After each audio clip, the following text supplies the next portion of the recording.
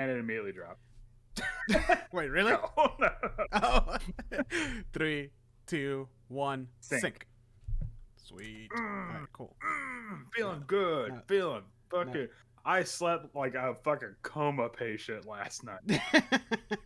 That's good. Like I love that sleep. Like you like really did a lot of work. Actually, I don't do work ever, but like when you go to like the beach or the pool or whatever, and it's like really hot, or even the parks, right, and it's like really hot and like drains you.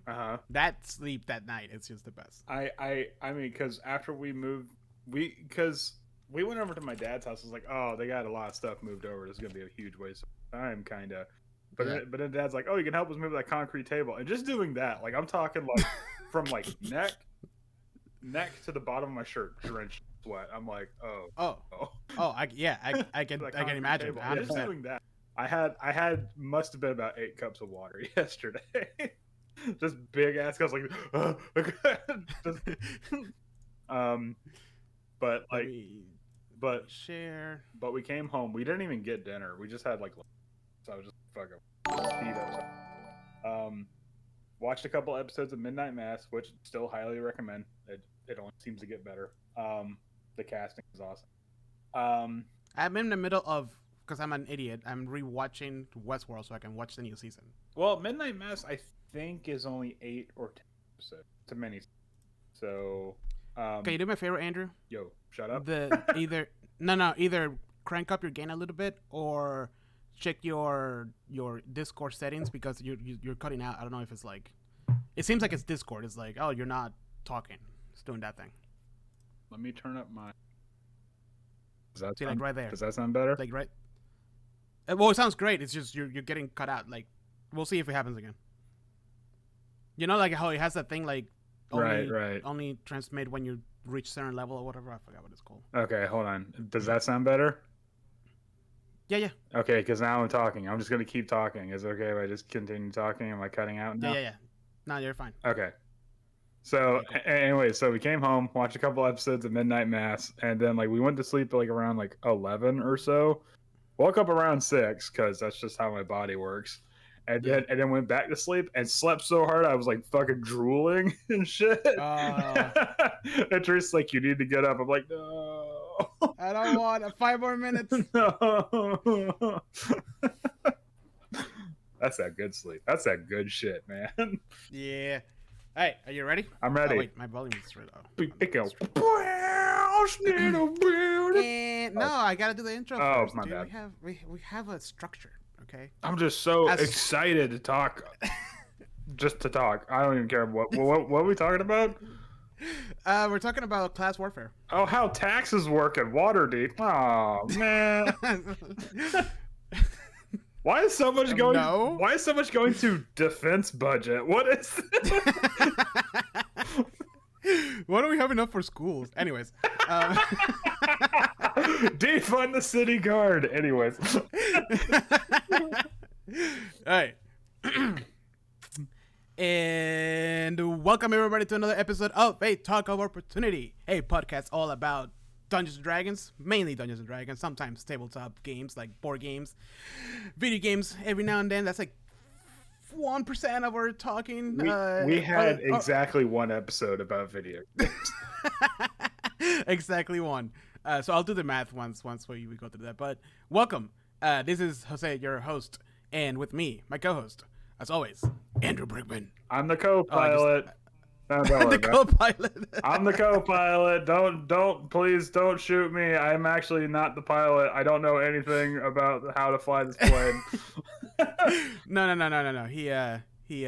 He's the one that has all the knowledge. I'm just here to ask the questions, honestly. Yeah, you're just one to be like, and where are we reaching out to? I'm the one that does all the actual work, and you're the one that gets all the stewardesses and stuff. Yes. It's like being the bass player for a band.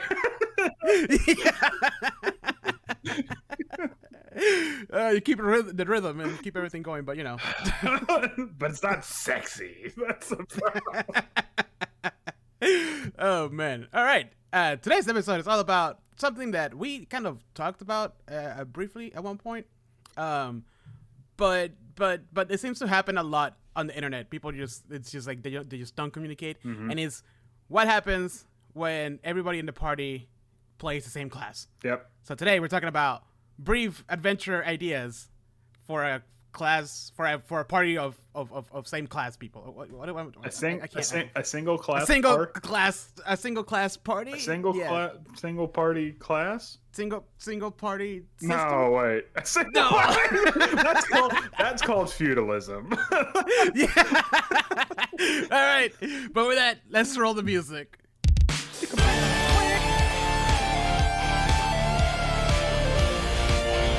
So after that brutal assault by the orc warrior, the initiative now goes to you. Jose, what do you do? I'm gonna cast.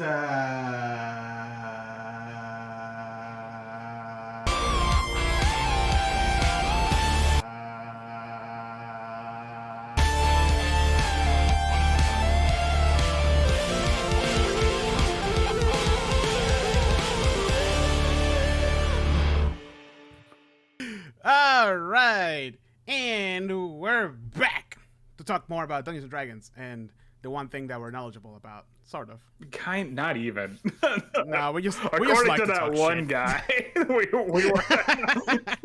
No. That wasn't Dungeons. That was Dune. Remember? No, that was Vecna. Oh wait, no, we don't. Oh, know. the Vecna. Yeah, we don't know shit about Dune either. Well, hey, welcome back to the Talk of Opportunity, where we really don't know anything about anything. So. Yeah, we just like to talk, honestly. This is kind of like the Whose Line Is It Anyway as a podcast. Yeah. What will happen? Who knows? Where the talking points don't matter. All right. For this live podcast, for the live people, I'm gonna be playing some chill hop on the background. Just so we have a nice little sound bit. Hopefully you guys can hear it. However, I'll add my own. I'll add it to the actual podcast too. But Andrew, you won't be able to hear it, so sorry. That's okay. I can play chill hop on my own. I don't need There you go. I don't need you. I'll play my own chill hop with blackjack and hookers. Yeah. I mean, if you want me to, I can. Actually, hold on. Give me a second. I'll do that right now. I'll set that up. All right. Well, while you do that, I'm gonna talk about what I'm drinking. Yes. What are our libations for today? Yeah. Well, for me, actually, it is a simple oolong peach tea. Ooh. It's nice and herbal. Mm-hmm. I don't know. Like, I don't know what makes oolong, but it's so good. It's like an earthy, almost like it's like leaf juice with dirt in it, but it's good. Does that make sense? What is oolong? I think it's just a type of leaf, honestly, like a specific tea leaf. Oh, is So it? like every other tea is just like one tea. Let me find out. Okay. What is oolong? Hello, welcome to the Talk of Opportunity, where we just welcome to a tea of opportunity. Yeah. All right, I got my chill hop. Oh, okay. Fired So up. it's oxidized. It's withering the plant under strong sunlight and oxidation before curling and twisting. Ooh. Weird. Yeah. I guess that just adds a really distinctive flavor to it. So it's like a drying method? Yeah, I guess so. Cool. All right, I can dig that. Just like how a jalapeno and a chipotle is the same thing, but you just dry one, and a There you jalapeno go. turns into See? chipotle. Boom. Two distinct Science. flavors, and for some reason, one of them doesn't make my throat close up. So whatever. We will never understand the mysteries of this world. Nah, just throw it out the sun. It's good. All right, Andrew, what are you drinking? I am drinking. I had to unblur the camera for this one because I wanted to show this one off. I am drinking Groundworks Organic Nitro Cold Brew, also known as Bitches Brew, named after the Miles Davis album. They recently changed their artwork, so I'm a little worried that maybe they changed the recipe too. But last time I had this, I'm like, oh man, it's got this intense name, and it says it I has like the can though. It's better than the old can, because the old can just said Groundwork and then in red text said Bitches Brew. I mean, it kind of caught your attention that way. But it's like, oh, it's like intense smoky flavor, and I'm like, oh, I don't know about that. But then I had it, and it was like kind of smoky. Then I'm like, ooh, wait, but it didn't settle down. So let's see how this one goes. And you can see there's a bit of a head on the top. That's that nitro. So let's see. Oh, sweet Jesus. Oh, it's still good. You're just as beautiful as the day I lost you.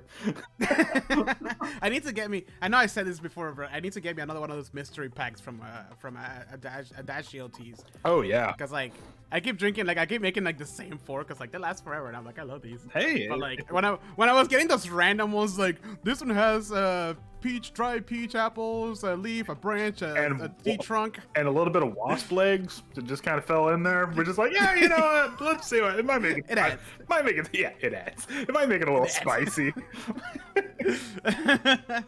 All right. But this is one of those coffees. Like as soon as you open the can, it's like.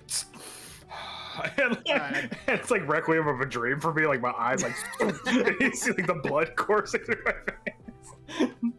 I gotta try these crazy coffee flavors that you find at the Asian stores. Oh no, this one was from a farmer's market, Sprouts. But that Boss Coffee, if I ever find it, I'm gonna see if I can get you one, because that was like, whoa, man, like coffee of the future. I can see smells. Yeah, I can see through time.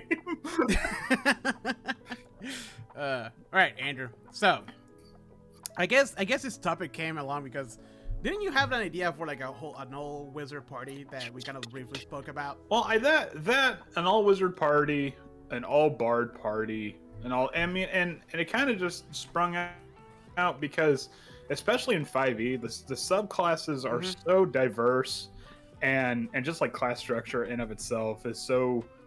No, I don't want to say like one size fits all, but it does have a wide berth of diversity that like you kind of can get away with everyone being a single class, you know? Yeah. Like it's gonna be difficult for certain parts, but like you know, if we ran Curse of Strahd, everyone was a paladin, like okay, yeah, you know.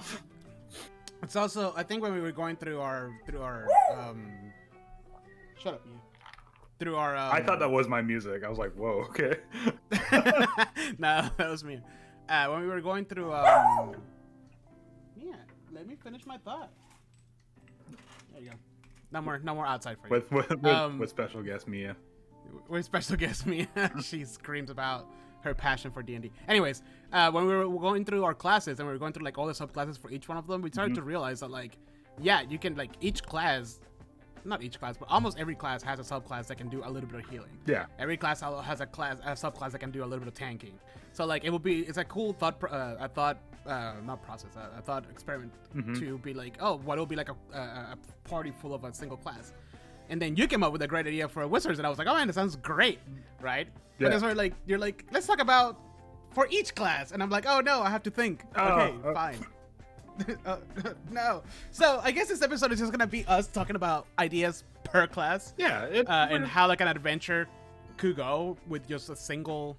Well, I mean, class. Did you want to talk about how like a regular published adventure would go, and then talk about like adventures specialized for the classes, or you just want to like bounce ideas back and forth? I'm open to whatever. I mean, I just have a bunch of ideas that I just kind of like wrote down. I'm like same, because I mean they're all, like you said, like they're all very versatile, and like they can do a lot of different things. So full disclosure, the only one I came up with at a complete loss was probably sorcerers.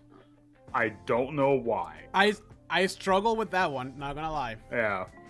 But all the other ones, I like more or less. I kind of had a general idea of what I would do for an adventure.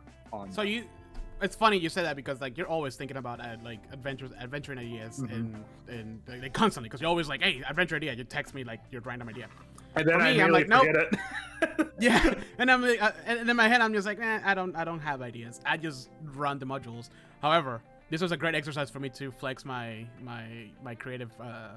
My creative muscle on just random ideas that I started typing and it started coming to me. So here we go. Let's go alphabetical order. Oh, okay. I was actually going to go with what we thought might have been the easiest class to come up with an idea for, but that's fine.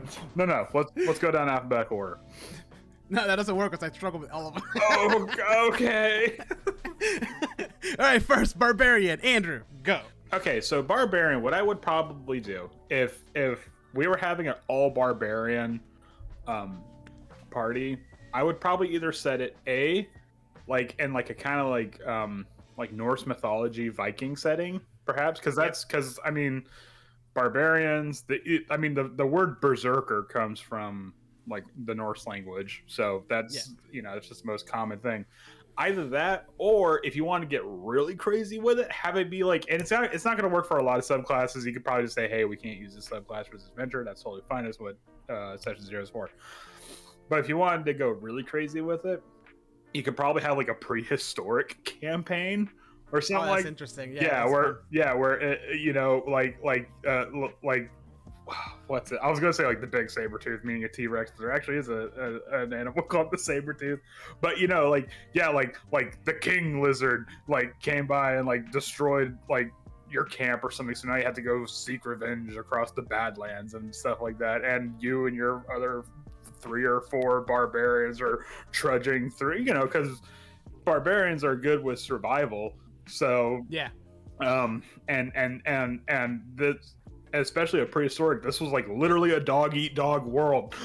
so just throw them through the ringer, just anything you can. And also dinosaurs do not get enough play in D&D. I will do in that idea. I would put like a lot of very small creatures and monsters, just so the party can just like swing left and right and just be killing it would they will never run out of rage. it would be like a pure, like, we're talking like heavy metal album cover.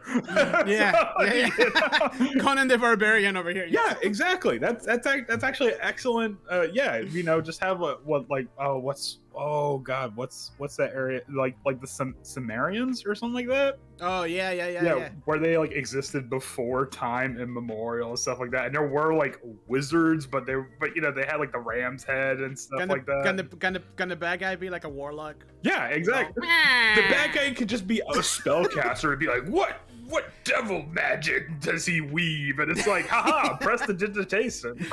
I was just thinking of Skeletor.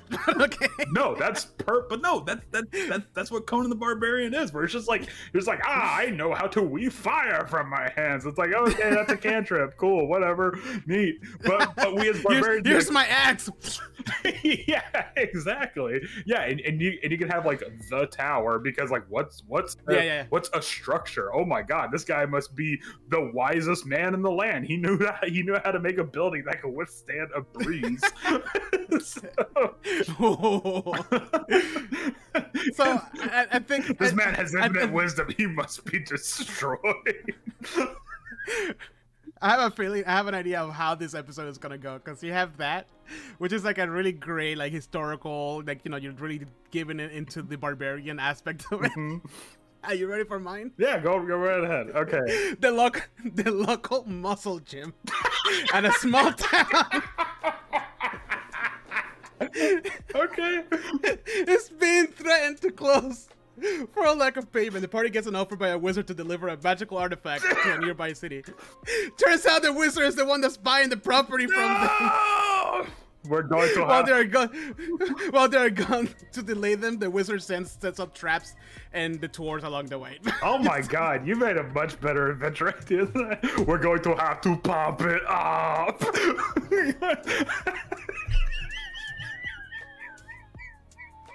That's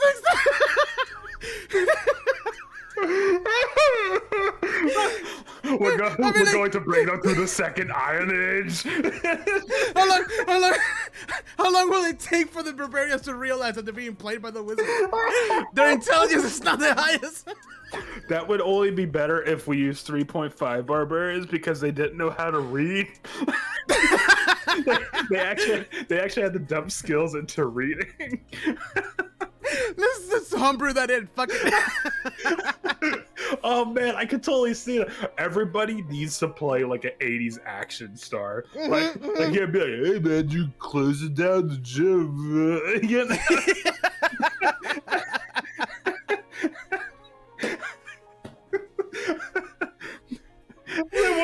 Then one guy's just like, Jesse Ventura, well, that's not very good. We're going to have to talk to this wizard here, and we'll get it sorted out.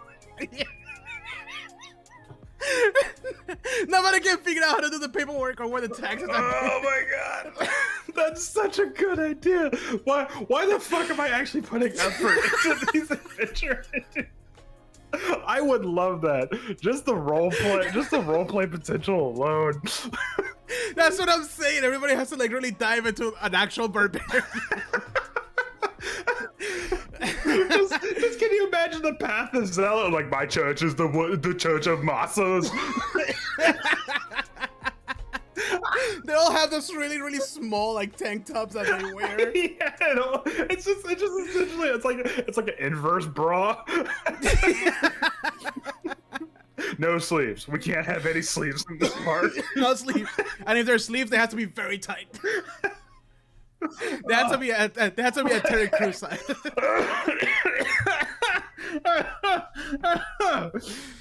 Oh, fuck me. All right. All right. I think that's the episode. I really don't think we can get better than that. I mean, it's all downhill from here, I'm telling you. Oh, man. All right. The next one. A bard. Okay. Andrew, you go first. Okay. So my idea for a bard was probably have like the first hour or so not even having the players have magical abilities. Like they're like they know how to play an instrument, but they don't have any magical abilities. Like they're for all intents and purposes, they're commoners. Like is CR 1/8 commoners. But then one of them, hold on. Sorry, I was laughing so hard I made myself congested. Anyways, but while they're like traveling from like one gig to another, because I would imagine it's all bards, they would have to be in a band or of some kind. Right. Yeah. You know? Yeah. Like one guy plays like the lute, obviously one guy's the drums, and one dude plays like the flugelhorn or some bullshit. So while they're traveling from one gig to another, they're like resting in the woods, and they end up in like the Feywild. And because the Feywild is like what's the word, saturated with magic, they find that their musical abilities now has magical properties to it, and so then they become bards. And like and obviously because the Feywild, there's a lot of like trickery, there's the Seelie and Unseelie court. That's how you can probably justify having like a college of, have one be like the College of Swords, the College of Valor, College of Lore, and then if maybe for the one that like got seduced by the dark side, you can have like your College of, what's it called, the Whispers or something like that. Yeah, Whispers. Yeah. So I mean, it's essentially just like kind of like a weird like semi-psychedelic adventure with like, whoa man, we could solve this problem with the power of music and stuff like that. Is this like the Beatles when they go into like their drug trip or whatever? Yeah, exactly. Yeah. Essentially the Yellow Submarine. The Yellow Submarine. We got to take on, not the Blue Meanies. That's copyright. The Azure Dickheads. That's it. If you don't have the full album on Roll20, are you even playing it correctly? Though? Yeah, no, dude, I got that. I got the one where they're the Cirque du Soleil like remix. Yes. Oh shit.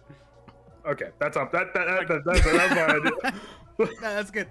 All right, so mine's a little more simple, but it also goes on with the whole like bards being part of a band. Okay. So it says their tour wagon of a bard band breaks down in the middle of a mountain pass. As they look for help, they find a creepy mansion in the distance. As they explore and look for help, they find that the mansion is in the middle of a weird party, and no one can give them permission to talk to their mechanic except for the head of the house, who asks the bard to pass a series of tests in order to be able to meet his satanic mechanic. Wait a minute. Wait, hold on. Did you say creepy or groovy? Either would be okay. Both. I was like, they find this groovy man. And this is definitely not I didn't steal this from Rocky Horror Picture Show. No, that's totally fine, because I see this like yeah, it can be Rocky Horror Picture Show, but because it's like you said, because I misinterpreted the word groovy. It's groovy now because it makes it so much better. I immediately pictured like 70s like Italian like horror film kinds of mechanics where it's like scantily clad women, and like there's a guy in a robe like Satan. You know? And you're just like, whoa man, this is like fucking far out, but we gotta all play cool, man. We got I like to imagine it's like a series of like rooms with like different puzzles and stuff that they have to go through. Because like bars are very charismatic. Mm-hmm. So I just want to take that a little bit out of the equation and just have him like kind of like struggle through it. You can't talk your way through this. You can't charm a puzzle, but I damn well try. And then Frankfurter is gonna be the main bad. That would actually be really cool if the main event, like the main like big bad evil guy, is that they have to like perform. And if they perform really well, then like, okay, man, here you're like, hey, you seem like a couple groovy dudes. Here's my satanic mechanic. It's the ultimate prize. Yeah, I like that. That's a good idea. Why are your ideas better than mine? Because they're dumb. That's true. They're dumb and they're fun. Yeah. Nothing. You're thinking like an actual structure adventure. Mine are just like, let's just go with this and see how it goes. I honestly don't think we'll beat that gym thing from Barbarian. I don't know, man. I got a couple good ones. But man, what a strong start. Maybe going alphabetically was not a good idea. Anyway. We should have internally ranked this one, but that's fine. All right, clerics. Okay, so clerics. Because I would have gotten that reaction from you if we would have talked about this. That's true. That's true. The lack of build-up is what this game, was the sucker. The first line, good luck on muscle. I immediately saw where the rest of that was going. We can't bench press our way out of this one, guys. One of those punching the wall. I'm so angry. I'm gonna roll the spot him. You're good, man. You're good. I got you. Roll a perception check to see how good his form is. No, dude, you gotta straighten out your back. You're gonna hurt yourself. Anyways, all right. Oh fuck! All right, clerics. All right, so clerics, you're gonna probably roll your eyes at this because it's on theme for me being dark and broody and crap like that. But I was thinking cleric for an all cleric party would probably be like a plague scenario. Where I would imagine kind of a more countryside thing, just kind of really establish the whole plague deal. But this party of clerics has come across a village that is suffering from this plague. However, the twist is, we can just cast restoration. No, you can't. For some reason, the plague is like magic resistant, and yeah, you can use like your magic to make it a little bit better, like treat it and whatnot. But also, there's a lot of people that are sick with this, and you can only burn through so many spell slots in a day before you just essentially just become a healing machine. That's a full-time gig. Right. So then the clerics using their different subclasses, because hopefully there's going to be one that's like a knowledge domain, and there's one that might be a trickery domain or something like that. Using their subclasses, are going to have to do a little bit of investigating, like, hey, where did this plague come from, and whatnot, and then perhaps they'll find that it came from a ship from a foreign continent or whatever, that in of itself was having a war, and they sent these people out. They were, what's the word I'm looking for? What's the word? Refugees.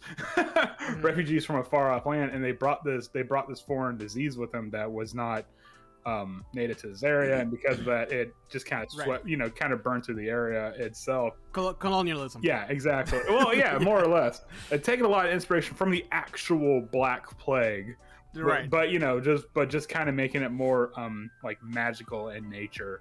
Yeah, that was pretty much my idea. Let's see what wackadoo thing you got. All right, so this one I took inspiration from Marvel a little bit. Mm-hmm. So a group of gods got in an argument with each other, and they want to prove to each other how awesome they are. So they locked away their powers in heaven and turned themselves mortal. Okay. Which is the players. Okay. So the players are all clerics of different gods, and they are level 1, and they all know that they are gods, but they have locked away their powers. Okay. So the whole adventure is to go and try to find their powers. However, some devils get a hold of this information, and then they start attacking and harassing the players as they move along their journey.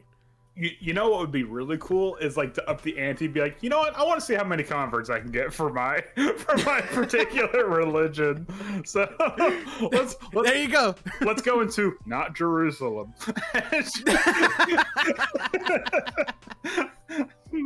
but then have the devil be like, yes, I will provide you with an adversary. Yeah, I kind of imagine like how they are. You watch Moon Knight, right? Actually, no, I haven't. I've been struck by that burnout super hard. I'm just like, yeah. Nah, I hear you. Well, they're like all the deities from Egypt have their avatars, so that's what I always imagine is like each cleric is an avatar of the actual god, but they know that they're gods and they know where the power is. They just made a bet with themselves. And it was supposed to be all fun and games. They wake up drunk one day, like, oh shit, what happened? And then the devils just start attacking them. Oh man, and that's like, oh shit, okay, all right, okay, I could dig that. All right, Druid. All right, so didn't really have a great idea for druids. The only thing I can honestly think of was probably have just sort of like an Emerald Enclave kind of thing, where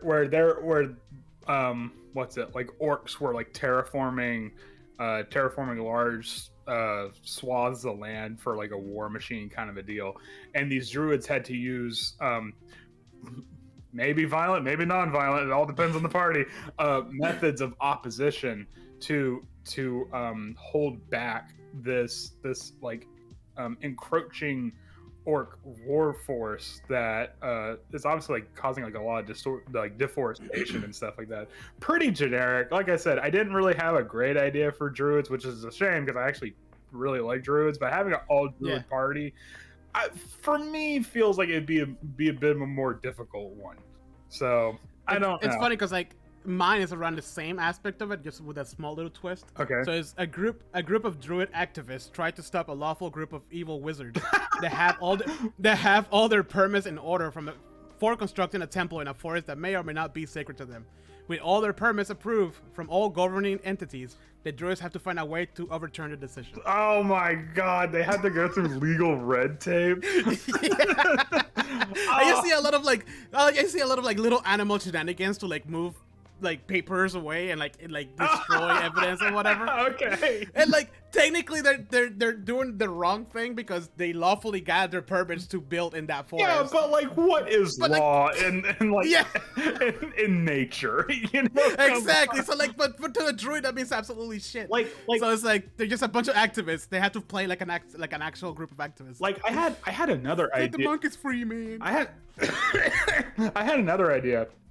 But it would actually kind of be like more of like an evil campaign, where it's like maybe like this group of druids has seen like these cities as like a blemish upon nature. Which, you know, I mean, whatever. I mean, yeah. Yeah. Have you seen Suburbia? Yeah, of course. So then maybe, you know, maybe they work to like disestablish that and sort of bring it down to revert whatever it was back to nature and stuff like that. But I mean, an evil campaign is like kind of like touch and go, but I don't know, for some reason I find it easier to have I found the idea easier to come up with an evil druid campaign than it was for a good campaign, or quote unquote evil. Right, because it's more of like a gray area, like they're just trying to protect their homes. It's like the classic, like, you know, industrialism versus like, you know, the forest, like even in Lord of the Rings, that was like a whole thing. Yeah, exactly. So I mean, maybe, or I mean, if you really wanted to go completely neutral on it, you could just have like an adventure like in the Feywild or something like that, or maybe like the Shadowfell's encroaching on the Feywild, so just, you know, this band of druids from the Sealy Court has to go in, like, okay, Strahd, we're sick of your shit. I'm gonna turn to an owlbear now, which is not mechanically canon, so cool movie. But it's cool though. But like, I know, but I like the idea though, like, because like, if you think about it, druids are not governed by any law other than the law of nature. So like, you have every other party member or every other class is based on a city or city adjacent. Yeah. You know, and then for humans to strive, they have to cut down some forests in order for that to happen. Or not humans, but for civilizations in general. So even for mine, like maybe it's not a group of evil wizards; it's just a group of wizards, and they legit got all their papers.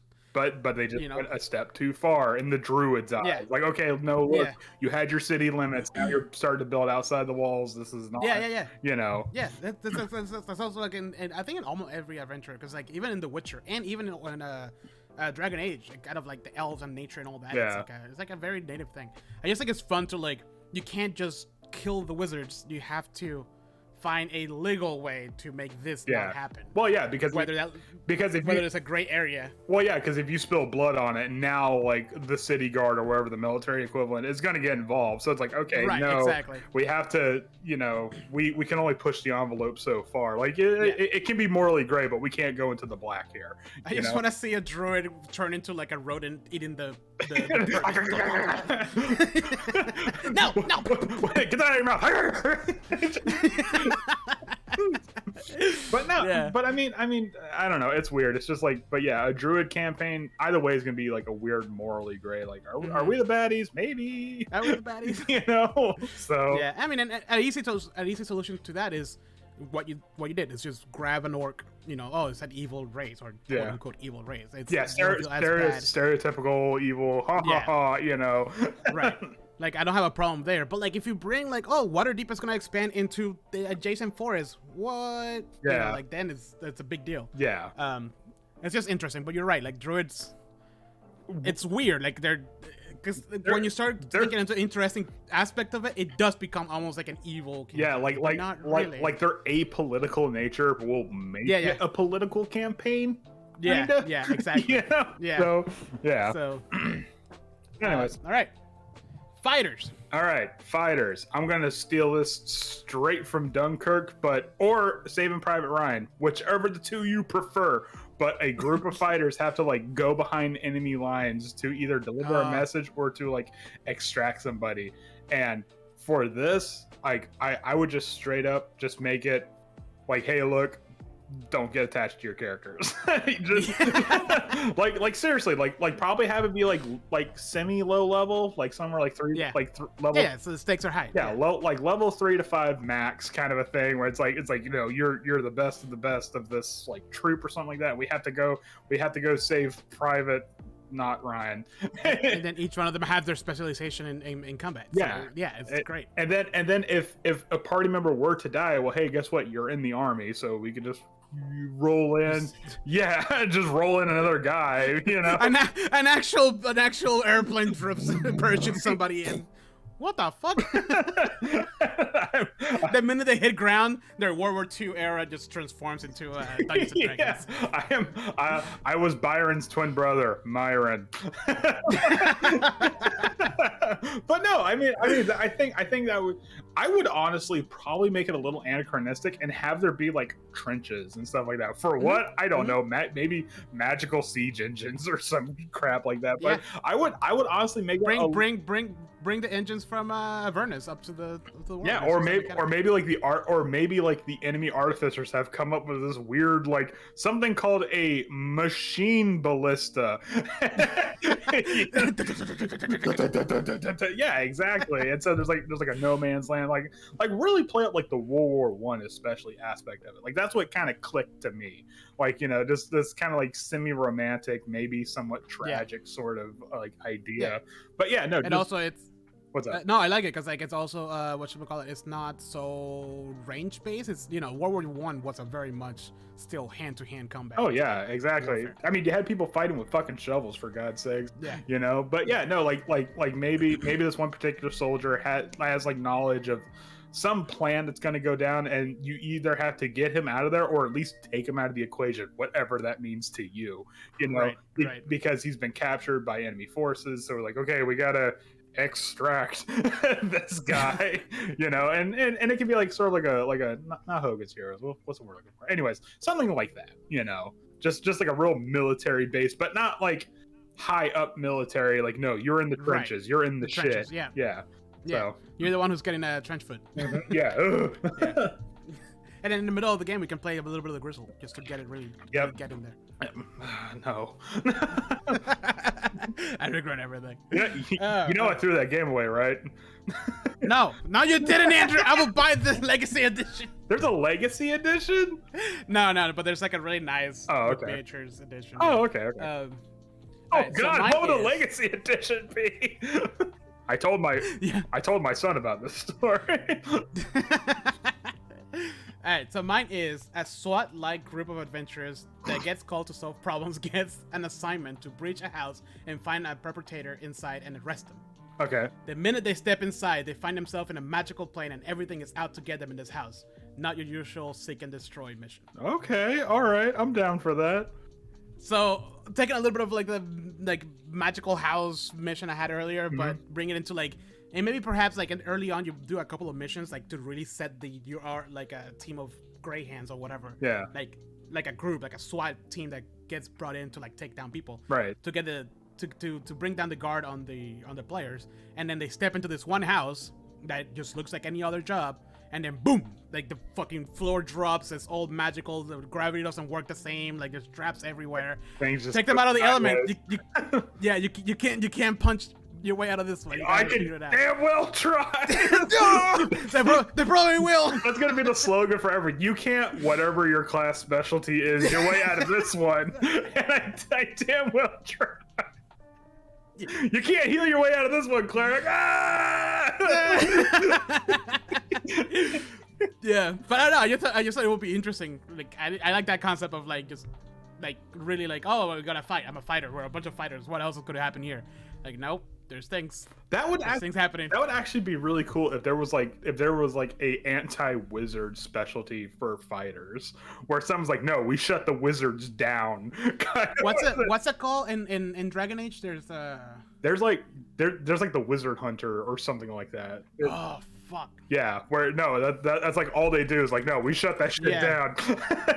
Yeah. I know exactly. I gotta Google. I know exactly what you're talking about too.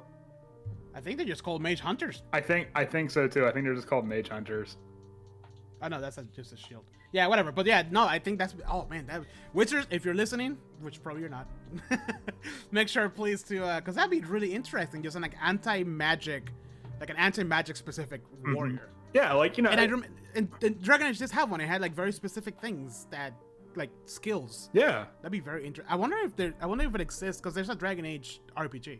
But I wonder if you can grab that and But that would be pretty interesting, where you have that fighter-based adventure that you came up with, and it's obviously it's the city of Waterdeep, so someone's been using magic without the proper permits and whatnot. So we got to get the SWAT in there, and then they kick the door down. It's oh man, this guy's a lot a lot more powerful than we thought, but we're in it now. We're in his lair.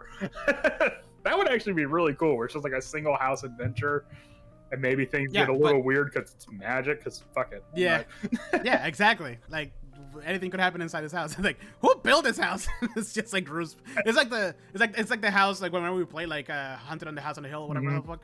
How it's built weird. Yeah, it's just gonna be that. Well, no, that'd be really cool if it's a townhouse, a normal townhouse, but then you go down this abnormally long hallway and you're wait a minute. Maybe don't immediately clue the players in that it's a magical house. Just be hold on, there's something wrong with the architecture. Yeah, here.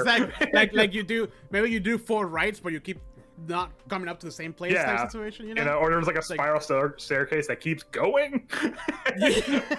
You can't see the bottoms. Wait a minute. Yeah. No, I don't know. It's cool. I like SWAT, so yeah, interesting. I mean that'd be pretty cool. They gotta breach every room. There's infinite amount of rooms. We're running out of breach packs. Clear. Check your corners. Check your corners. All right, Monk. This one I actually struggled a little bit with for some reason. I also struggled with it too, only because how can you not just fall into fuck it, just Ip Man the game? Yeah, exactly. So I thought I was thinking Ip Man, oh maybe a Jackie Chan type movie. I was just in my head constantly trying to figure out something from pop culture, but I don't know. I have one, but go ahead. So my idea was that it's this group of monks on a pilgrimage to this temple, but while they're on that pilgrimage, they are already like whatever the max level is for the adventure, Right. and they're just going from there to whatever. However, you'll have like flashback sequences of them like training and stuff, and having to deal with like certain adversaries along their pilgrimage, and that's how you would justify like them leveling up and whatnot. So like maybe like the first level is just them going through like the normal training, like you know, learning how to like find like not inner peace, what's the word I'm looking for, like inner balance and stuff like that. So that way they can learn to balance their body and their mind for their martial arts and stuff. And then obviously, you know, I can see this being like a lot of like maybe inter party squabbling a bit, because like what one monk would see as the way could be, you know, could totally differ from another, you know, because like the way of the open palm and the way of shadows is like two, you know, diametrically opposed things. And then like the way of Kensai is like, okay, you're being way too violent. But you know, but then they're on this pilgrimage to this like temple and whatnot, and it turns out there's like a fighting tournament. Then we just have fun. then it's just a tournament arc from any. Yeah, exactly. And then I'm just like, you know what, fuck it. How can you not have a group of martial artists and not have a fighting tournament? Yeah, know? Exactly. Mine is a little similar. It even sounds familiar to you. So it's a monastery where all the players train in their respective styles and are trying to find out who is the one and chosen to wear the title of Supreme Fighter. Okay. There's a couple of different tests to overcome, so like how you level up and whatever. Mm-hmm. When all of a sudden a new monk appears out of nowhere and steals the rope of the Supreme Fighter for himself and goes off. Now it's the job of the rest of the party to find this monk and get the title from him. So it goes from like a enclosed tournament type thing to like you gotta find this dude. Okay, what are you referencing here? Kung Fu Panda. Oh, okay. I was like, what? Kung Fu Panda. I mean, not a bad pull. It's not. The Kung Fu Panda movies are surprisingly good. I like I was watching Kung Fu Panda 2. I'm like, oh shit, this is actually like. This actually has like backstory. Yeah, it's good. It's really good. It's people just dismiss it because it's a cartoon, but it's actually a really good movie. Yeah, people, especially the third one. The third one's really good. People, they're like so surprisingly good that it pisses people off. But no, I mean, but yeah, I struggle a little bit with it, but I was just like, you know what? It'll be kind of fun to like explore like the different like contest type between all the different houses, and then like. Once they're gonna like, oh, you know, the supreme one is somebody steals it. I mean, you know? the monk is probably the hardest one to not fall into those stereotypes, because I mean, come on, like, dude, we gotta have a martial arts film, or you can have it be something like it's like some sort of like jail situation or something. It's just like fucking street like. Okay, let's just have a blood fight, and whoever and you know, we're gonna pit all these prisoners against each other, and whoever comes out on top gets like, you know, freedom or some crap like that. Shit. So just you know, maybe we can turn Fight Club into an adventure, or just like battle royale, just like look like the movie or manga. The manga's better. Yeah. Where it's just like, no, just put these convicts on an island. All right, go. Let's just see what happens. Figure it out. Yeah, exactly. I mean, it's because it. I mean, you can also do stuff that involves like the philosophy of being a monk and whatnot. But I mean, a monk is so crafted towards martial arts. In order to make it fun, you have to kind of lean into those stereotypes of like movie archetypes and stuff. Yeah, and like it's funny, but like in my first idea, I actually leaned more into like the monastery type monk. Like they were like, it was like something to do with like a vinegar and wine shipment that they had to protect or something. But also like, they take the ropes off. Oh, let's go. They never saw it coming. They still have the monk haircut, but they're fucking like oiled and ripped. Like Exactly. Spiritu Santi. While they're like scissor kicking people, like right in the solar plexus and stuff. Okay. Nobody tries to steal my vinegar. A couple of Vikings like come up to raid, like, wrong island, motherfucker. The Vikings think twice. You said this will be easy, Eivor. Oh man, that is just mix the two monks. Fucking Master Roshi over here. It's time for you to take your sacrament, you son of a bitch. What? fucking, like using the rosary as a nunchuck.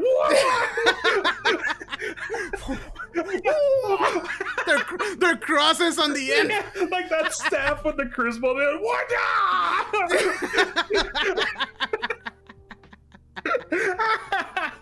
I like to think that one of them is still very chubby and fat. But he's the most like flexible one of us. That's the way of the drunken master. That's the brew. Yeah. That's the one that makes like the double box and stuff. And it's played by Jack Black. Yeah, I mean, how could you? Everybody has to have that shitty bowl cut. Yeah, no matter how cool you are, you have to. You have to have the bowl cut. I don't care what you are. You can be a half orc. You got that fucking bowl cut, dude. Oh, that'd be great. No, the monks have to hold off the all barbarian party from my first idea. This is gonna be like an Adventures League type situation. 2 DMs, 2. That would be great. I would love that. Oh man, who says we don't have good ideas? And there you have it, folks. Just born from chaos.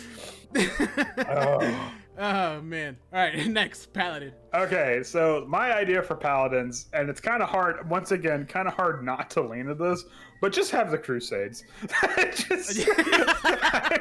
just straight up, just have the crusades and stuff like that. But, honestly, it was my first thought too. I'm like, that's kind of dark, bro. But I mean, but then what you can do is that you can actually have it be like, instead of it being some bullshit like, oh, we're gonna liberate the holy city. Like, no, actually have there be like like a supernatural adversary or something like that. Like no, we have to get into the city. It's corrupted and stuff like that. So it's corrupted by demonic powers and whatnot. So we're gonna send our holiest warriors in there, and then perhaps that to make it really interesting, have it be like nobody can be the same subclass.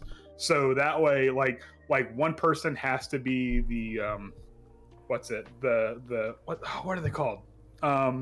Oath of vengeance, oath of whatever. Yeah, oath of protection, oath of vengeance, oath of peace, or something like that. And that way, and I wouldn't probably intentionally do this, but probably have Vengeance, conquest, crown. Yeah, that was the one that was in Sword Coast. Sword Coast. Yeah. Devotion, glory, redemption, vengeance, redemption. There we go. But probably not Oathbreaker. Would probably leave Oathbreaker out. He's the baddie. Oh yeah. Okay. Boom. There you go. So an Oathbreaker paladin came in and whatnot. Or no, he was like a normal paladin, but then something like came in. Fucked him up and became an Oathbreaker. But then have it be like scenarios where it's like every paladin will have a right and wrong way of doing it. And so so you can have something where like the Oath of Conquest would be like, no, we just have to control the city from the ground up because obviously this Oathbreaker, like, he screwed things up. But then have like the Oath of Redemption be like, no, but we can bring these people like back from whatever it is and whatnot. And then maybe like the Oath of Vengeance, I don't know, he has like some personal stake in it. But he's already punching somebody in the back. You can't smite your way out of this one, paladin. But I could damn try. But no, but have it be like where like these like holy like knights from different walks of life will have to like figure out a way betwixt themselves on how what's the best way to solve this scenario. And yeah, there might be inter-party squabbling in it, but that's kind of like I feel like our table would be good for that, like this weird like philosophical like different approaches for how we like approach a scenario. So I don't know, that's just my idea. No, that's good. Mine is like that, but way smaller scale. Okay. So mine is a small town is being harassed by small devils almost daily. The town sends help to 5 different cities. Okay. Presumably that there's 5 players. and all of them responding with their own paladin. Okay. Party. The town can only pay one paladin, regardless. A portal to Avernus opens up every 30 minutes, letting out one small devil. Sometimes not. This could be a threat larger than expected, but also it could be nothing at all. Okay. So it's a small portal. Right. And what I envision here, a portal opens, you see Avernus, but it's like nobody's aware of this portal on the other side. Mm-hmm. But every now and then, a small mischievous devil comes by, and that's what's harassing people. And this has like, I think, a lot of potential to like develop into like, you know, fucking devils and demons start pouring in if not taken care of. Well, I'm assuming each paladin wants to do the right thing, but only one of them can get paid. But what their idea of what the right thing is also might. Yeah. But also, not only that, I mean, size does not equate power entirely in 5e. Right. You can have medium-sized humanoids that are infinitely more powerful than a gargantuan, style. Mm-hmm. So they didn't see anything coming through. That doesn't mean nothing did come through, especially if it's something that has invisibility or crap like that. But also, you have to think, that just opens the door for warlocks, and then we got another whole other problem on our hands.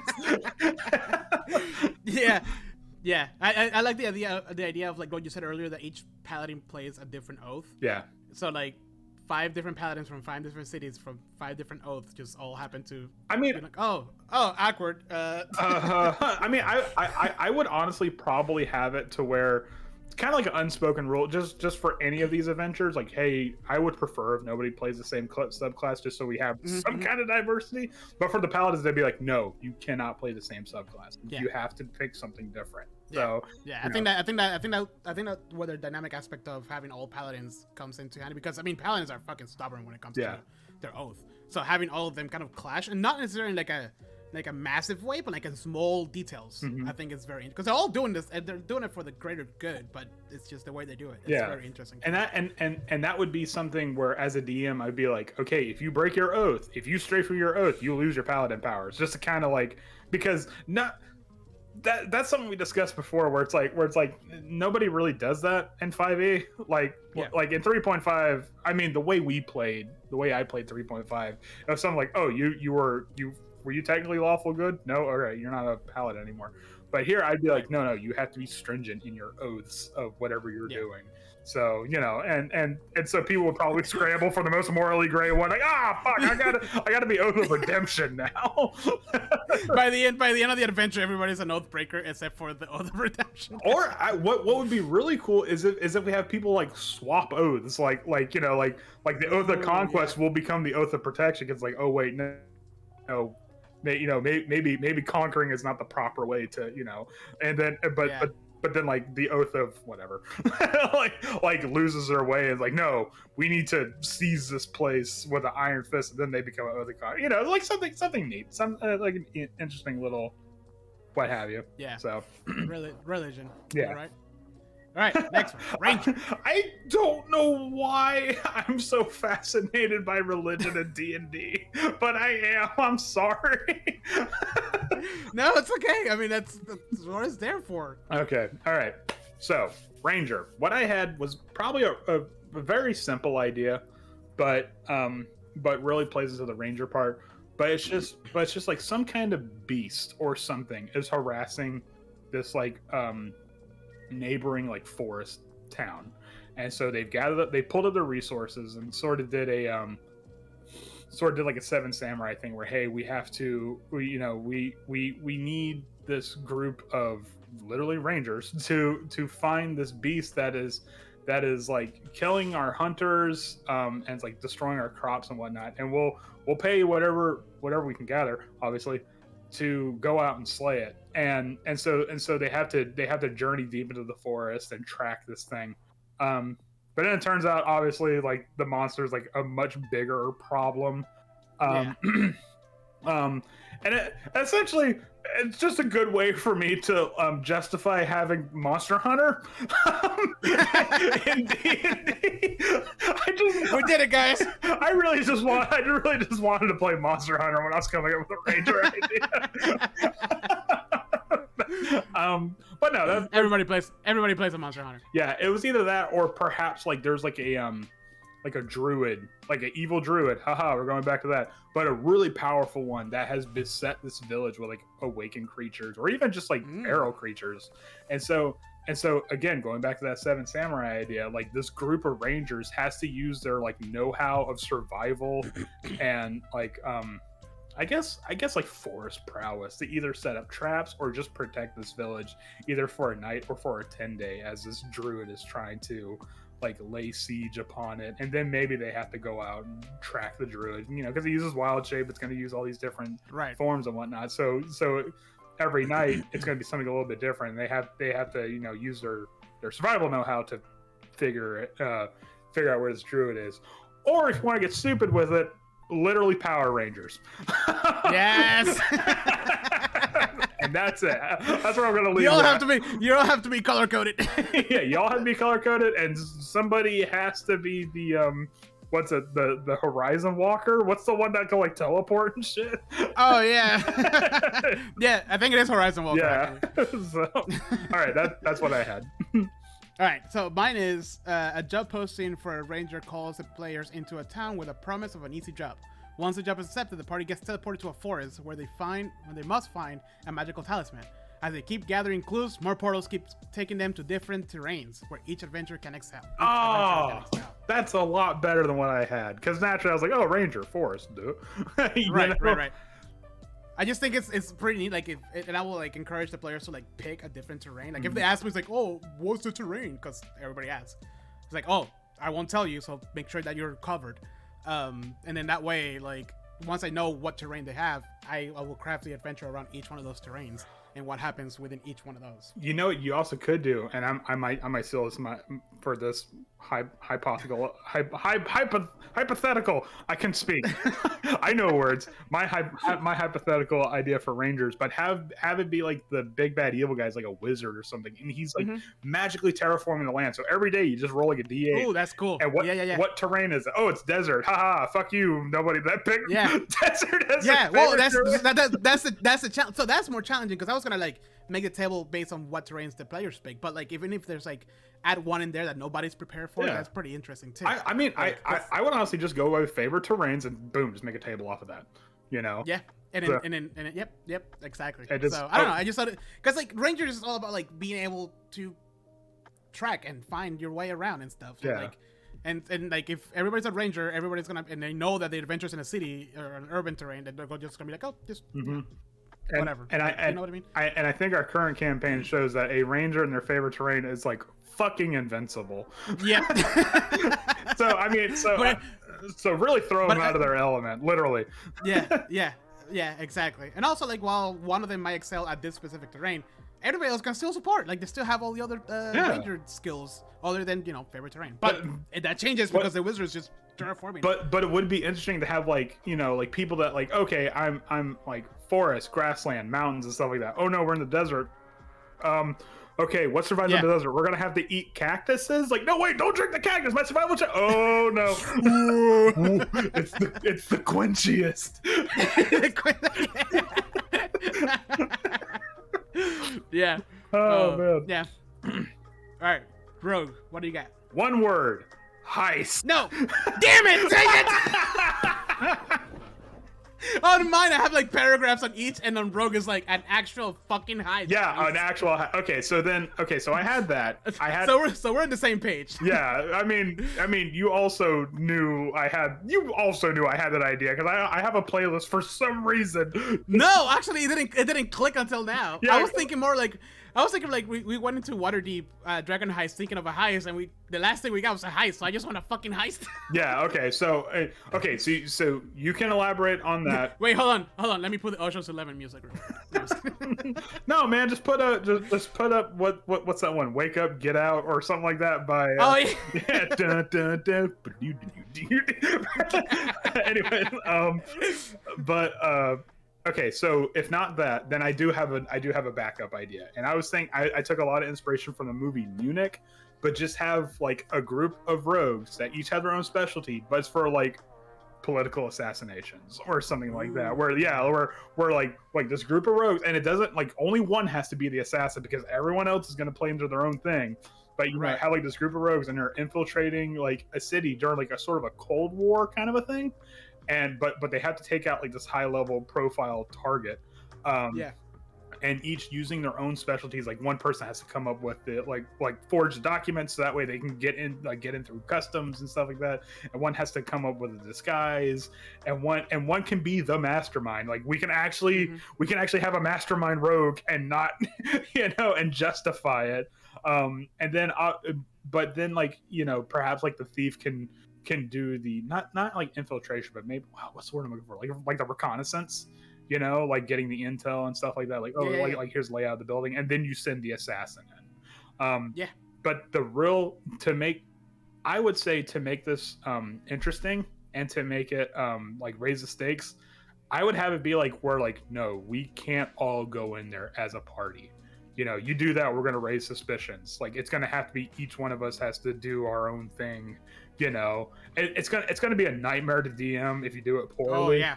But just have it be like no, we each have to do our own thing. Like the rest of us can hang back and do our own stuff, like our own little submission. But for in order for like the assassin has to go in by themselves, and you can have one rogue just like watching, making sure everything goes okay. But like no, that guy has to go in alone, because if we send in a whole party, that's going to raise so many red flags that this whole thing's going to get blown out. All right. No, I mean mine was literally one line, an actual fucking heist, and I'm thinking legit like Ocean's 11. Each player has, like you said, each player has their own specific task. Like you can't be all seen at once. Everybody has like the whole like. Somebody's dancing with the victim. Somebody's like doing the guy in the chair, like that whole thing. Like that's what I want. Like we need that. And like if everybody has their specific rogue archetype for it, I think it'll be great. I've had this adventure idea for a good long while, but just have it be like where they start out small with like, okay, we're gonna rob this like this jewel merchant that's obviously money laundering, so it's like a victimless crime, but then we build up to like the big one, like this is the casino heist kind of a yeah, and it's like all right boys, synchronize your watches before we go in. Cue up the Persona 5 music. Yeah. No, I agree 100%. You've been playing it, huh?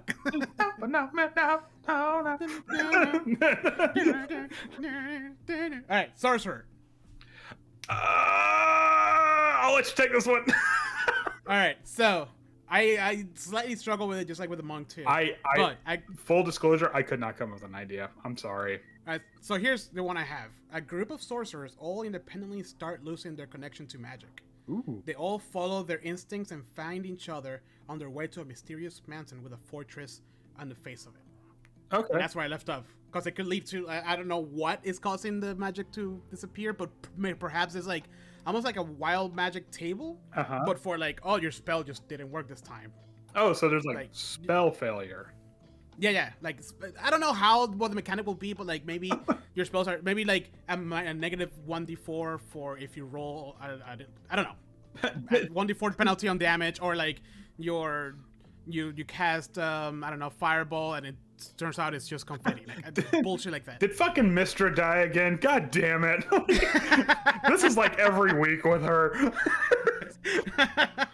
but like I don't know. I just thought, because like I was thinking about sorcerers and like yeah, they're charismatic, but so are bards. Like and even rogues can be charismatic. Like what makes it is really just the innate connection with magic. And I feel like it could just be interesting to have that. Like now they have a personal stake. Like why is their magic disappearing? And it just so happened that it's their the actual party. Okay, so I actually did just now come up with an idea, and it's gonna be a little weird, but hear me out because it's half formed. So perhaps Mistra actually did die, and so for whatever reason, these sorcerers, because they have such, sorcerers are innately in tune with magic, like they are born from magic, like these they are sent into like the ethereal plane or like the astral plane or whatever, and so they have to like deal with whatever adventuring thing comes with it, but they have to grow their powers in order to actually reconstruct the weave of magic, because things are just popping off left and right because the goddess of mystery died again. She tried. What the fuck, guys? You need to stop making toast while you're in the bathtub. It doesn't work like that. Why are you using a toaster? You have magic. Did we not nerf the corners in her house? We all know she's not great. Dexterity is her like dump stat. Seriously, the goddess mistress dies like every 2 weeks. But no, I mean, it's just another adventure. I mean that would probably have to be something where it's like, you know, like to really distinguish it from the other spellcasting classes, just get weird with it. Like pour into like, where does magic come from, and then maybe you can have like sort of like a realm hopping kind of a thing. So yeah. that would actually be a really good one, where it's just like, okay, we're just going to introduce the the portal of many colors kind of a deal, where it's like where you just roll on a dice and like, okay, we're going to the plane of mechanists. Have fun dealing with the lawful neutral machines. Especially that one that always hits, which is bullshit.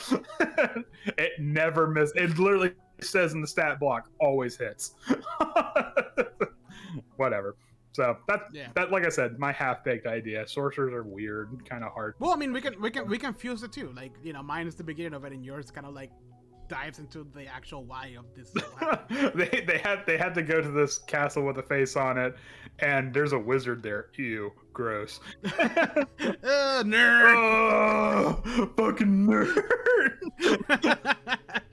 Oh, all right. Now, Warlock. All right, Warlock. I'm just gonna completely rip off the Chilling Adventures of Sabrina, where it's just like these group of like pupil like warlocks are like, oh, we're going to, I don't know, we're going to go into the headmaster's room and steal some of his like tools and whatnot. We're going to summon the devil, whatnot. And they actually do end up summoning the devil because they're fucking warlocks.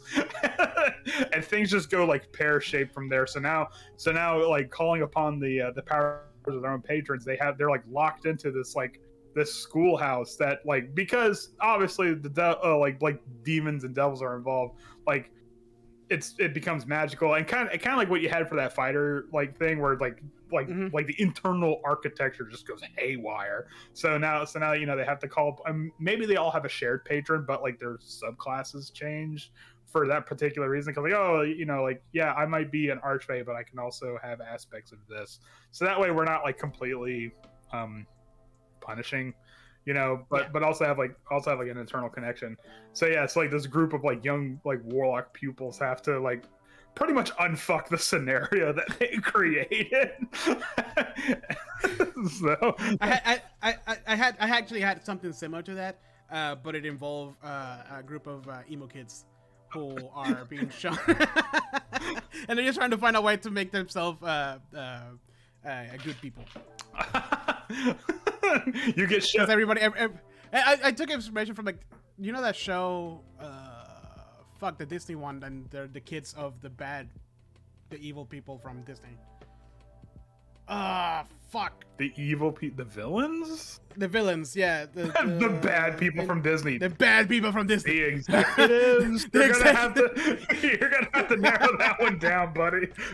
Walt Disney himself. He has a pretty off-color remark. Descendant. Have you seen that? Have you seen that? No, I haven't. Okay, so the whole premise is that they are kids of the villains from Disney. Okay. From all types of this movie, and they get, it's like it starts with like, oh, we're gonna take them to the good school where all the kids from the heroes are, and then they're always clashing because they're emo, or not emo, they're like dark and gothic or whatever, right? And they're like all nice and fancy. So same aspect of it, just playing a little bit into the charismatic aspect of like trying to weave through the political not political, like social aspect of like everybody's like against them because they're obviously warlocks. And in the process of doing that, they also summon the devil, so they fuck it up even more. And then they just have to put it back together. I actually just had, because we were talking about schools and stuff, I actually had an idea. I like your idea. Warlocks I feel like are also kind of a difficult one to have just a one party adventure for. But I just had an idea of like, what if it's like a fraternity of warlocks in an all wizard school, and it's just essentially Animal House, but it's a warlock house. Which also kind of leans into my idea for wizards, which is just Hogwarts. How can you not? Yeah, I mean that was my first one too. I actually struggle with wizards a little bit because everything that kept coming into my head was that idea you had originally, where like, what was it? It was like every house, or there was a. Well, my idea was that the antagonists, the villains, would be a master of whatever school they were in. Oh, maybe I confused myself then. Yeah. Shit. So it's like you had to like fight the master of abjuration or something like that. And, yeah. So, but I mean, wizards. It was a bit of a struggle for me, only because there's just like, how can you not? I mean, they literally made an adventure where you go to a wizarding school in 5e. Mm-hmm. So it's like, how can you not just run that? Yeah. It's also, I mean, like wizards, they have all the fucking spells. So like, it's hard to pick something that they might not excel at. I mean, if you want an adventure for all wizard party, literally just pick any of the campaigns that Wizards has made, because I'm like, it might be a little rough, but you can obviously clunk your way through it with get past level 3 and you'll be set. Yeah, like all you have to do is just get past that squishy first level. If you can survive that, it's like sea turtles being born. Like you just got to make it to the water, man. Once you get past that beach, you're good. But I really wanted to do like the magical school thing, but it's like, how can you not have it just be Harry Potter and 5e? Yeah. Which, I mean, maybe you can just lean into that. Maybe do just have Harry Potter and 5e. That can be cool, Yeah, there's nothing wong with that. Yeah. Even though they're sorcerers, technically. What? Well, yeah. We're not going to get to that aspect. and Doctor Strange is actually a wizard / monk. Yeah. No, well, I would say more wizard, because he doesn't really do fist fighting. Yeah, but he does. Well, okay. Everyone else is like except for him. 1 monk, 13 wizards. So, but yeah, I don't know. Like I also struggled to come up with ones for wizards. So don't feel bad. I actually had an easier time with the martial classes than I did with the spellcaster classes, because every time what can't a spellcaster do? I mean, you can do what we did for the sorcerers, like, oh, their magic is all of a sudden failing. They don't know why. But, like, that's kind of cheap though. Like, 'cause sorcerer, it makes sense because like they feel it, but like wizards, I mean, like, fuck, I'm not studying hard enough. But I'm not crunching enough for this. But I mean, you could, but maybe you can do that where like half the, okay, like, all right, we have 5 people in this group. Okay, 2 you have to be sorcerers, 2 you have to be wizards, and we'll just flip a coin for you. And then he's like, okay, well, how do you guys approach this situations as wizards? Right. How do you guys approach this as, like, oh no, we, by the laws of thermodynamics, we have to blah blah blah. And like, nah, you know what? I'm just gonna like get a vibe from this weave. Yeah, I'm gonna vibe test this weave of magic that we got. I don't know. I mean, fuck, what can't you do, wizards? Exactly, it's hard. I mean, wizards have been the most powerful class since ever. So, yeah, it's literally magic. I mean, you can do, maybe somebody steals their books. I don't know. But I mean, like, but they literally did just make a campaign just for wizards, so just use that. Yeah, exactly. Everything else, though, I had fun with, but it's just like wizards. Yeah. Wizards, I was like, oh, how do you not just do Strixhaven? Yeah, exactly. Oh shit. God, nothing beat that first barbarian idea. You better make that actual campaign.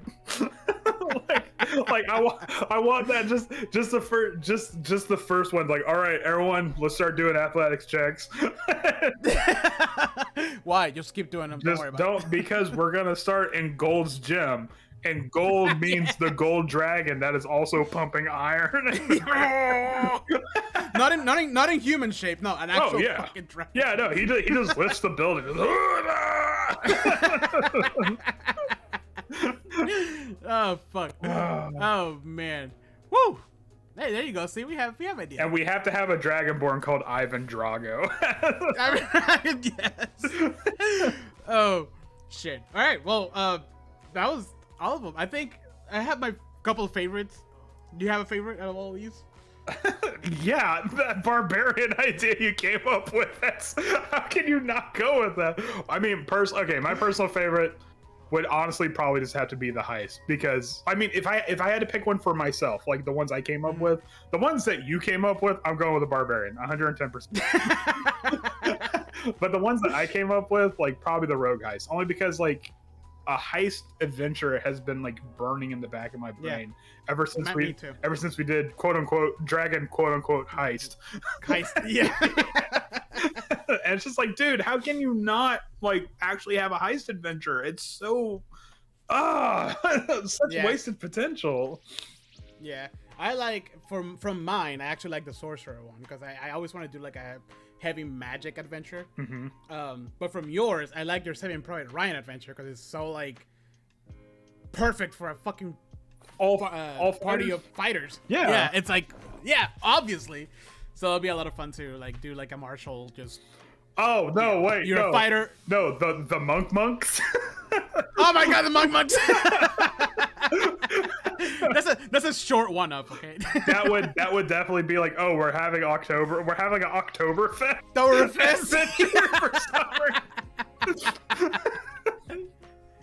Monks. That's the name of the adventure. Monks. There has to be artwork of like a Catholic monk like striking like like do like martial arts or something like that. Oh god. Yeah. Shit. All right. Well, let's move on to our next segment. Andrew. Session highlight. Okay. So we had, again, like every episode, we had 2 sessions. So the highlight from the first of the 2 sessions would have to be, give a little bit of context. Mittens is deciding, speaking of heists, Mittens is deciding he's gonna to get into this like enclave of what I just called wet workers. To get into this enclave of wet workers. They gave him a task of breaking into this bookstore and getting a Phantom of Magic. Okay, pretty cut and dry. Mittens goes in with them. Mittens and Swift go in there, and they have the other 2. They have Beery and Octavio, because how we're going to make it so Gar wasn't there. They have Beery and Octavio pretty much acting as outlooks. Yeah. Everything seems to be going great until they get to the actual safe itself, and then Mittens starts screwing up on his sleight of hand checks, which is really unfortunate. Yeah, he did great, like 20 and above all the way there. Yeah, and then it was like I kind of home ruled it that for the safe it'd be like a 3 strikes you're out thing, and unfortunately it was just boom, boom, boom, 3. 3 bad rolls, which was real unfortunate. So then on the 4th roll, when he tried it again, a glyph of warding came out and shot out grease, which was my first clue as what was going to happen. and then I just queued up the battle music as Orin Knackle from our previous campaign, which I had permission for Howard to use. I said, hey, I straight up just messaged him, hey, do I have your permission to use one of your previous characters from a campaign? And he's just like, yeah, go for it. I'm like, cool. didn't even ask as to what it was or what the context was. Just like, yeah, go for it. So then Orin Knackle shows up, which I headcanon that he's much more powerful than he might have been at the end of the campaign, because we have like a bit of a time jump going on. Yeah. And so this guy just starts slinging spells left and right. Swift scampers out like a cat that got like spray bottled on, and Mittens is just the unfortunate, like just bearing the brunt of all this magic and stuff. Gets turned into a worm, and then like magical darkness happens because Octavio popped it, and then Octavio decides to get into it. and he just immediately gets banished. Which was like a charisma save, and I'm like, if anybody's got this is Octavio. Oh nope, yes you don't. Nope. so he just gets banished, and if it wasn't for the fact that Swift actually did manage to hit him once, 4 attacks, and only one of them hit. It wasn't for the fact that Swift actually managed to hit Orin. Like I don't know, Octavio might still be like, ah, and that like harmless demi plane or something like that. And then okay, so that didn't work. so then the group just leaves Tourmaline.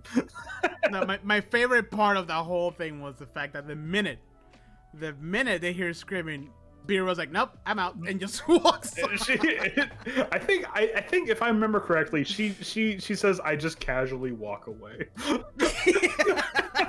like not drawing attention. Just turn around and walk away.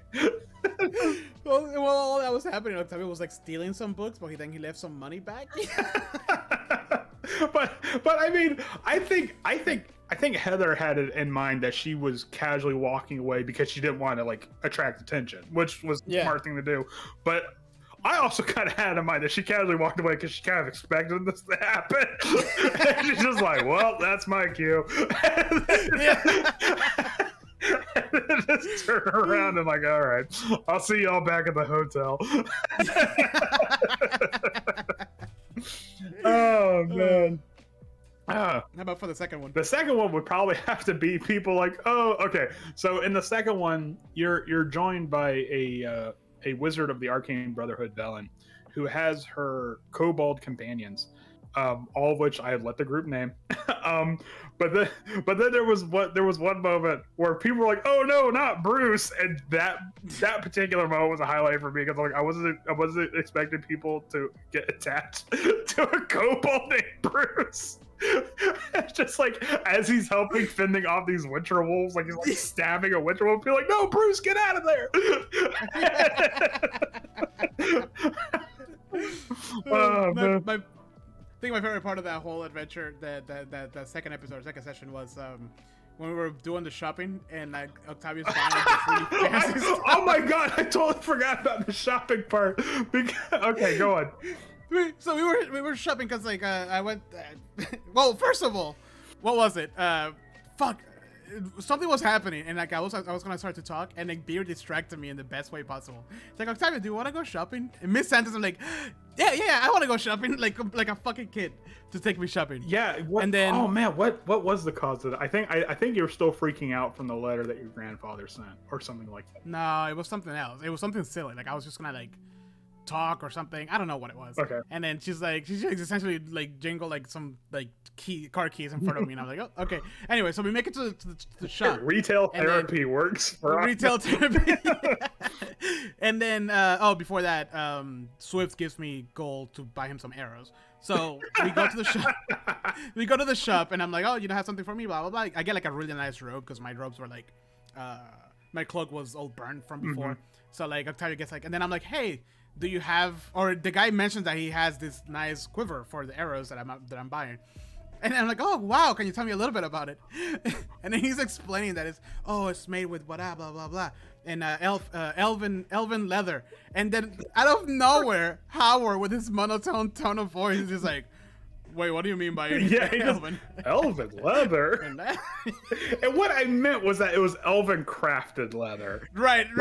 But what happened was that now this guy is fucking like Ed Gein, and he's like skinning and drawing elves in the back room.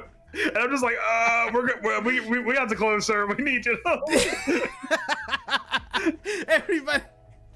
That was my highlight for that because I was like, what do you mean elven? Because I mean, like, okay, I wasn't expecting to have to like play up this character. I just kind of like came up with it on the fly, and it was like 9:30, 9:40. So it was towards the end of So we were like kind of running out of steam. So I was just like, I was playing up this character or whatnot. We were having a shopping moment, and I like slipped on this, and now it just like became its whole thing. We're like, nope, this guy's a serial killer.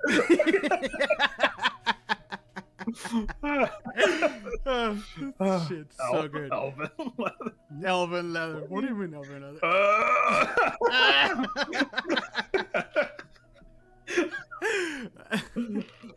Oh man. And I like. Alright. I also like the fact that Swift's like, I just need arrows. I don't need a quiver. You're like, I'm getting this. I'm getting them a quiver. Just more shit for them to back on. Then the next section is just giving like this beautiful elven quiver, and he's like, I can't. You It's look gonna on be like, why? You look on the inside. There's like an ear, and they're like, like attached to one of the. Oh, gross. Oh man. All All right, Andrew. right. Anything else? No, that's it. I'm done. Fuck this. Well, everybody, I hope you had a good time. What a wonderfully chaotic episode. Oh God, it was. These other episodes I love. I hope you had a good time. I hope you had like some inspiration from our stupid ideas. Please, I really do take like them. I really do like the thought experiment episodes where we're just like, yeah, you know what? What would happen if Why not? What would happen if we just like plunk this monster in the middle of a bar? Yeah. Oh, fuck. Well, I hope you guys had a good time. Thank you for joining us again for one more episode of Attack of Opportunity. Make sure to join us every Wednesday as we play through Rime of the Frost Maiden.